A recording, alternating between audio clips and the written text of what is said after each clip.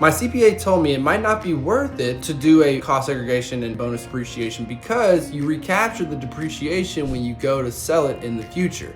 He is very true. This means your only exit strategy would be to do a 1031 exchange in the future. He also said it's hard to qualify if you work a 1099 or W-2 job. I think he's talking about real estate professional status here because it's hard to convince the IRS you actually spend enough hours on the business. Okay, this is a very legitimate comment, and I love talking about things like that. So let's just break it down one by one, okay? So is it worth it to do a cost segregation on a rental property even though in the future whenever you sell it you have to recapture all that depreciation back as ordinary income and it gets added onto your gain?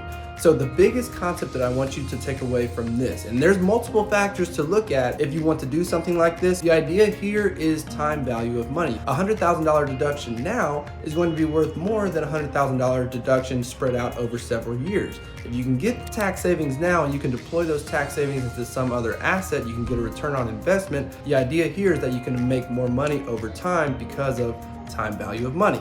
However, some of the other factors you have to look at is how long are you planning to hold this asset? Are you going to have a lot of passive income to be offset by this big passive loss?